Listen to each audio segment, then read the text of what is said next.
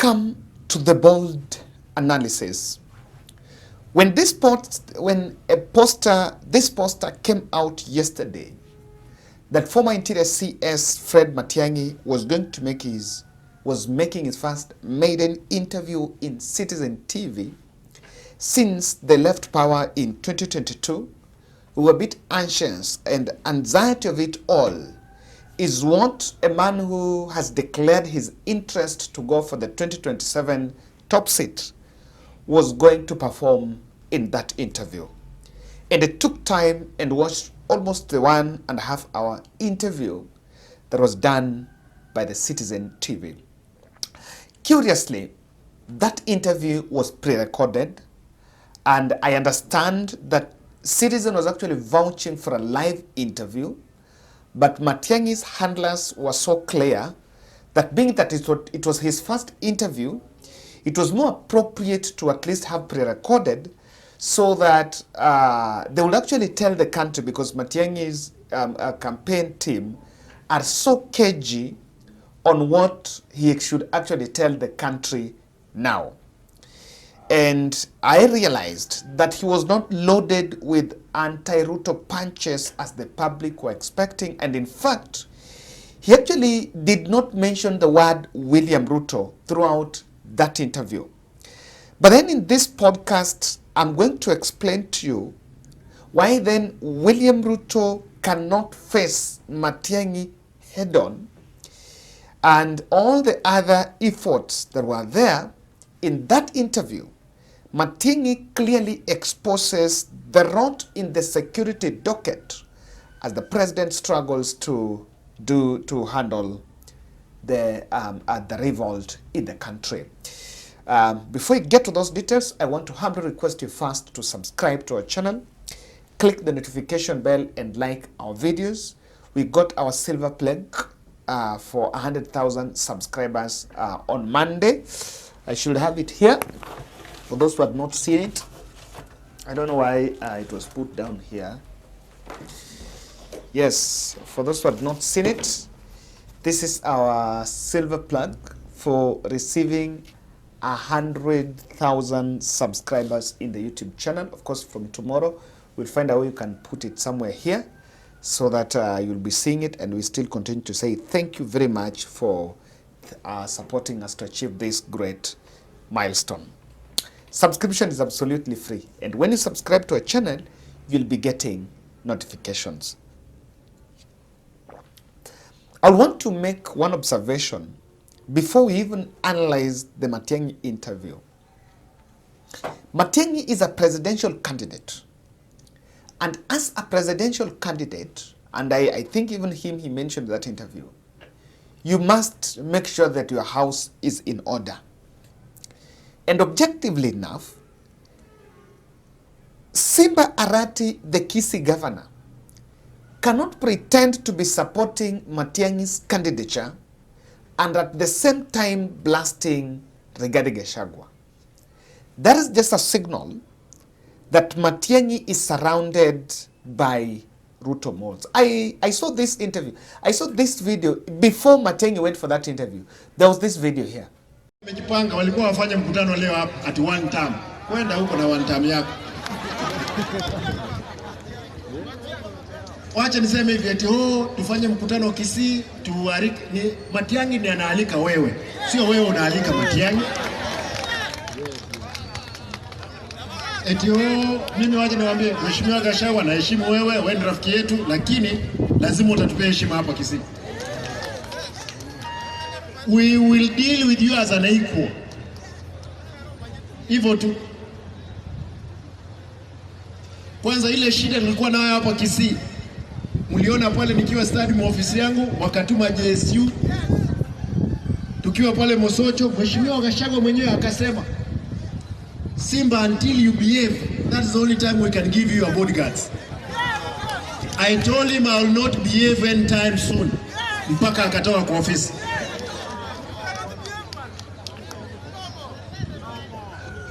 Tunataka tumwambie Mheshimiwa Gachagua kuja ndugu yetu. Kama utashika ndugu yetu Matiang'i mkono, hatuna shida. Mheshimiwa William Ruto, kama utashika Matiang'i mkono useme tosha, huwa hatuna shida. Ama namna gani? Si namna hiyo? Sisi hatuna shida, na nataka niombe hapa Kisii tukue na amani. Watu wakija tuwape masikio waongee. Lakini kura yako iko, ama namna gani? Kusikuwa na fujo yoyote. Sisi tutajipanga. Hata mzee Raila nataka tumwambie kwamba akisema, unajua yule mtu peke yake ataamua hii Kenya ikuwe namna nyingine ni Raila Amolo Odinga. Kwa hivyo tutaomba baba, bila tunaenda juu lazima tukue katika serikali ijayo, ama namna gani? Si ndio? Nataka nimalizie hapo niseme hivi, kwa sababu nimekuja. Nimesema soko hili litengenezwe, litatengenezwa. And I think Matiang'i should be a very worried man, because he's actually surrounded that by people who are masquerading as supporting his bid, but in real sense, they're not. I made some few observations. I want us just to brush through that. The first observation I realized is that it was his first interview and he looked composed and avoided direct punches at William Ruto. I think that was keen, and his handlers are packaging his campaigns to be a little bit moderate. And I think the reason why they're doing that is because they want to leave the punching to Rigathi Gachagua and then try to package Matiang'i as the voice of reason. He's cutting that moderate voice in the opposition, and you realize that he was so cagey to judge how his successors are performing in both education and the interior dockets. He was so cagey on how he would respond to that. The other issue is about Matiang'i's stand on ethnic mobilization. This is something that Sam Gituku tried to push him, probably to explain how he was going to mobilize his votes now that he's associating with Rigathi. And I think Matiang'i remained cagey because they wanted, I think Sam Gituku was intending for him to probably disassociate with Rigathi. And one thing Matiang'i is showing that interview is that he cannot despise Rigathi Gachagua. But then, as a journalist, one of the important question that kept on then we were thinking about is, what was the objective of that interview? I want you to word that part. Why Citizen TV went to interview Matiang'i? And if you watch that interview, it was not on request of Matiang'i. It was not more about defending him. I think the Citizen team were more pushing for it. If you allow me, maybe. You know, sometimes even the intelligence can sneak the newsroom and tell the journalists, hey, you guys, can you get some sit down with Matiang'i? We want to analyze. We want to analyze what is his stand. And Matiang'i understands that the NIS are actually watching. And I'm very sure a clique of William Ruto's political advisors and the NIS guys will all sit down and watch those video clips by Matiang'i and understand, because there is something very serious that Matiang'i was saying there. The first objective, Sam Gituku wanted to expose Matiang'i's dark past. In 2021, the issue of a report was published by a local media about bodies being pulled out of River Yala, just like I saw last week and the week before. For us, we asked the Inspector General of Police, Matiang'i, what was happening at that time. We agreed that the gravity of the situation is such that the DCI himself should go to that place and find out what's happening. The DCI spent some time there with a team from the DCI. When they came back, we asked for an inquest. We demanded an inquest. At the National Security Council, we asked for an inquest. Can we go into this matter and find out what's happening? The DCI and the police told us, you know, fortunately for us, their bodies. Let us get the families to claim the bodies, then we build the stories from there. We open the file, we take statements from the families so that we understand the circumstances under which these people disappeared and the circumstances under which their bodies were found in Rivaala. By the time we were leaving government, the file was open. It was not closed at that particular time because investigations were going on. And that's why I keep saying every time, what happened with the file? I didn't live with the file. In any case, I would have nothing to do with the file as a cabinet minister. That was a police matter. And you know, our detractors or people who like to make negative claims about this are always, they choose when it is convenient for them to say these things. The police service is independent. When they are doing certain things, it's dependent on the minister at other times. As a minister, I would have nothing with that investigation. I wouldn't even influence it for any particular purposes, as it were.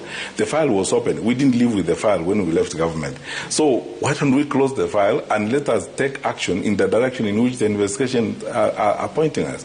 Besides, by the way, the best way to deal with this matter, in my view, is to have a public inquest so that all of us role players who were in the security sector at that point in time, we go face the inquest, and I'm ready to go before a magistrate or a judge, whoever it is going to preside over that inquest, and say what I know about it. And here's the question of Rivaala. I'm one person that I've been saying, yes, in 2021, bodies were retrieved in Rivaala. But you can always ask, why was it that there was not so much of aggression towards the state, even as it was done? The difference between what happened when Matiang'i was in that docket and now is the characters, the leadership we have, wao wana mikono yao inaonekana. You know, the police hands can clearly be seen. For example, let's use two examples. Kenyan, the blogger who is missing, went missing after DCI officers visited him, went looking for him. Albert Ojwang was killed in police cell after he was arrested by DCI officers who identified themselves, even to the family. So you see the difference. And from that point, there is something that Matiang'i is saying, that these things is not within the purview of the CS. And indirectly, he's requesting for a public inquest. A public inquest is everyone with information. Every name will be dragged and will explain. And I think he's leading to directly saying, even some of these people yapping about Rivaala have more details about Rivaala than me. Yes. The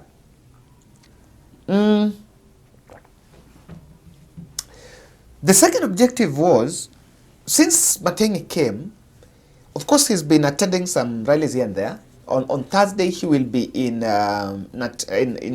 hosted by Natembea. Okay, he will be in Trans Nzoia. I'm not sure whether he's going to be hosted by Natembea, but he will be in Trans Nzoia for a series of political activities. We are going to follow that. But he was in Wamunyoro. He went to the few public appearances was in Wamunyoro event. Then closed the meetings with the other opposition figures. Then he was also in Kenyatta Hospital when they went to see the victims of police brutality. And if you sample his speeches, he's normally not going head-on against William Ruto. He's not going head-on against William Ruto. Now, this has disarmed the Oscar Sudis and the president's team, who always wanted to know who is the president's competitor. Who is the principal competitor, so that they can craft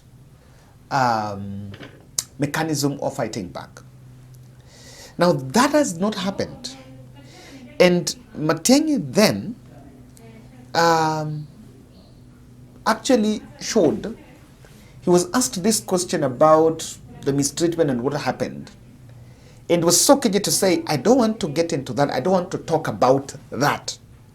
not just for me, it's just, for my family. And there are many people with whom I served in government, including the former president, who went through a lot of challenges in 2023. Yeah. Occasioned for no particular reason. I would not like to go back to those issues.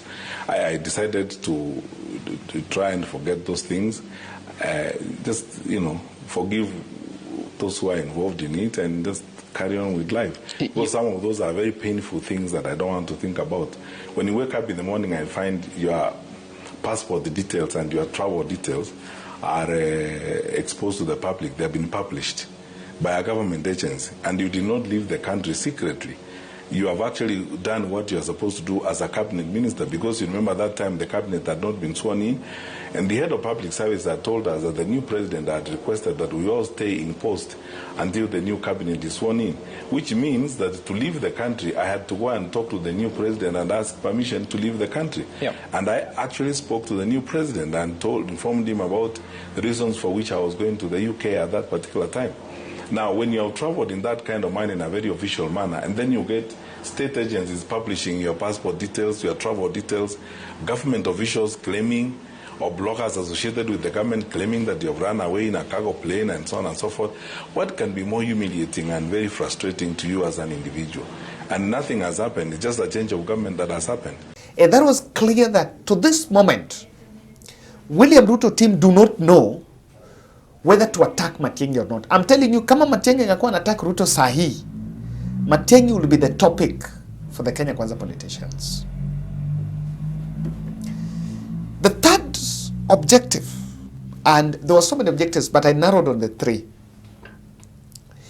was Citizen TV. Sam Gituku also wanted to find out, what does Matiang'i know about the security, the state of security in the country? And allow me to take some time to explain this. Very frustrating, as it were. On the case of deployment of goons, the government has got sufficient machinery and capability to address this particular issue. Honestly speaking, if I've explained this for a moment, I take it that this has not changed very much. In Nairobi, for example, we have the Nairobi security team, which is led by the regional commissioner in Nairobi. It brings the county police commander, the county DC officers and NIS and everybody and so on.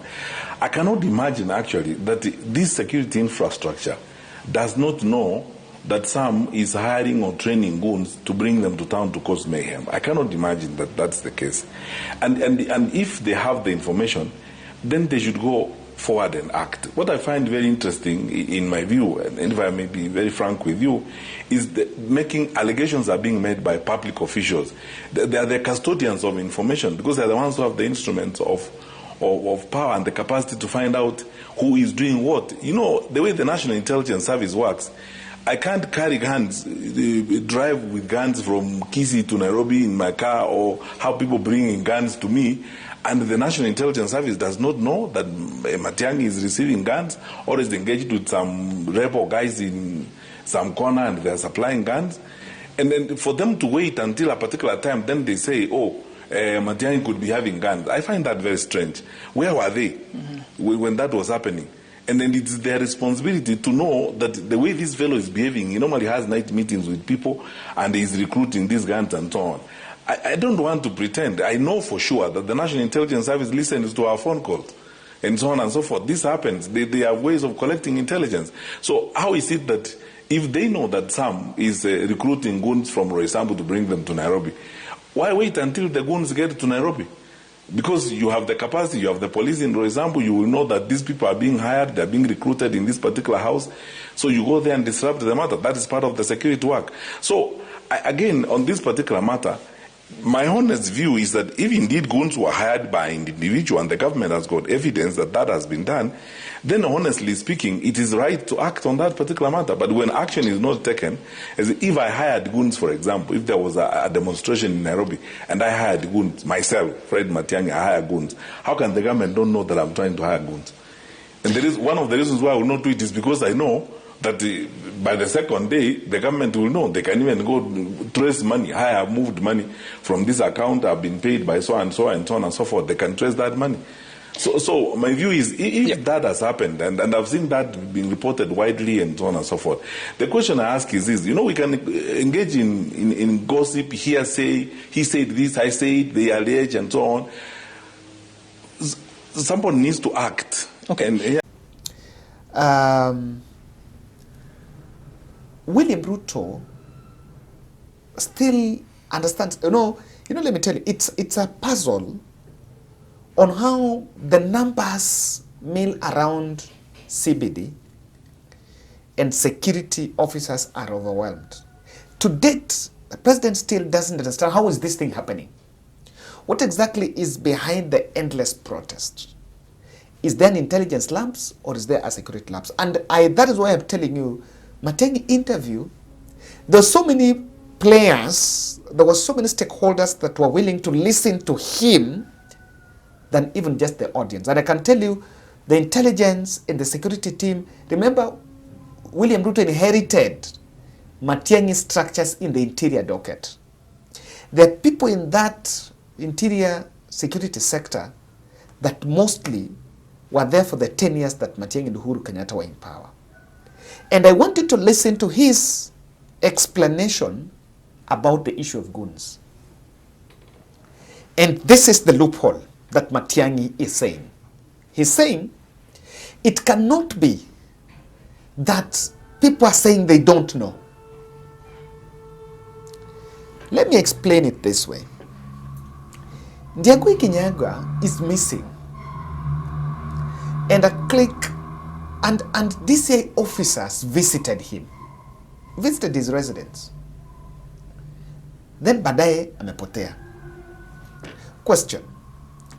Even if, and we saw Justice Chacha Mwita ordering the DCI to produce him, and the DCI saying we don't have him under our custody, the president might be tempted to ask what exactly is happening.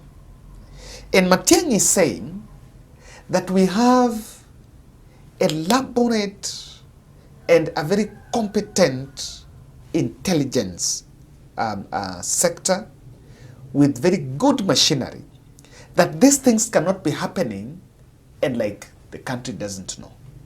According to Matiang'i, there is a problem in the security sector. I've listened to him saying, and I agree, that those in power do not have the latitude of saying we don't know. They also don't have the latitude of saying so-and-so is doing it. And I agree with the way Matiang'i says, when you say so-and-so is doing it, you're actually just escaping. Well, in real sense, you're supposed to give the answer. This is what I've realized. Ruto handlers might not directly confront Matiang'i with his dark past. Because at the opportune time, I think Matiang'i has a lot that he knows about William Ruto. And that's why the issue of public inquest, Matiang'i is saying, instead of asking me, open the files. Let's know. And to what Matiang'i is saying is that even William Ruto's hands is not so clean in some of these things. Someone was saying, as late as 2017, there were some ICC witnesses that were killed in 2017, unless at 2021. Who are beneficiaries of ICC? Who are beneficiaries of ICC? You're going to ask. The other interpretation I'm seeing here is this. Matiang'i network in the security docket is something that cannot be underestimated. And I think he really knows what exactly is happening. And he knows what exactly is the loophole. If you get one-on-one with him in private, I know William Ruto should look for him. Yeah, William Ruto should look for Matiang'i. So, because there is a problem, Hapo. There is a problem. Hapo. There is something he knows. It's a systemic breakdown in the security sector. And something is not simply working out there. The other interpretation of sin is being that Matiang'i is actually having the moderate approach into our politics. I don't really see him being ready to plow the ground. And if he is to be the candidate for the opposition, then you will need a lot of heavy lifting. Heavy lifting, starting from packaging, because Kenyans know William Ruto is not a pushover. William Ruto is also not a pushover and does not need someone very weak. So on this one, if he is to be a candidate, there is a lot of work to be done, starting from messaging. He should be able to face Kenyans in a live interview and be asked the tough questions. Why is still going for recorded? And people are still talking about that. He should be able to blend the confrontational, combative, political messaging with his objective, or rather his manifesto. Ruto did that, sold sympathy in Mount Kenya, attacking Uhuru Kenyatta throughout, and then packaging that with some fake bottom-up. So then here I listened to Matiang'i. He did not give any manifesto or his plan. But at the same time, he did not attack. He's not going combative.